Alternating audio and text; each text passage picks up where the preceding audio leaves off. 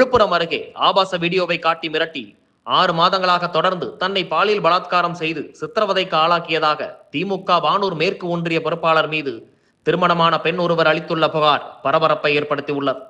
விழுப்புரம் மாவட்டம் வானூர் அருகே உள்ள ஒரு கிராமத்தைச் சேர்ந்த 35 வயது மதிக்கத்தக்க ஒரு பெண் அதே பகுதியில் பூ வியாபாரம் செய்து வருகிறார். இவருக்கு 9 வயதில் மகன் உள்ளார். 5 ஆண்டுகளுக்கு முன் கணவரை பிரிந்த இவர் பெற்றோருடன் வசித்து வருகிறார்.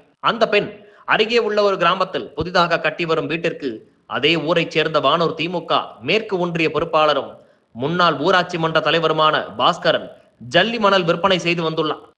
இவர்களுக்கிடையே ஏற்பட்ட பழக்கத்தில் கடந்த ஜூன் மாதம் அப்பெண்ணை மிரட்டி பாஸ்கரன் பாலியல் பலாத்காரம் செய்ததாகவும் அதை வீடியோ பதிவு செய்து அதை காட்டி மிரட்டியே தொடர்ந்து 6 மாதங்களாக அப்பெண்ணுக்கு பாலியல் தொல்லை கொடுத்து வந்ததாகவும் கூறப்படுகிறது. இதனால் பாதிக்கப்பட்ட பெண் கோட்டக்குப்பம் மகளிர் போலீசில் நவம்பர் 19ஆம் தேதி புகார் அளித்துள்ளார்.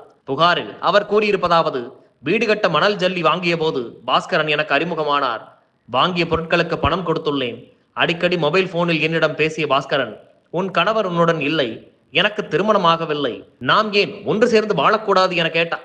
இப்படி பேசினால் ஊர் பஞ்சாயத்தில் கூறிவிடுவேன் என நான் தெரிவித்த போது என்னை யாரும் ஒன்றும் செய்ய முடியாது, போலீசில் புகார் அளித்தாலும் ஏற்க மாட்டார்கள் என வாய் சவடால் விட்டுள்ளார்.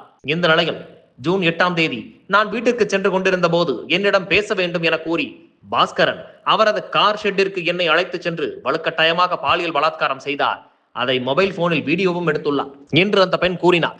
தற்போது இப்புகார் மீது போலீசார் வழக்கு பதிவு செய்து விசாரணை நடத்தி வருகின்றனர்.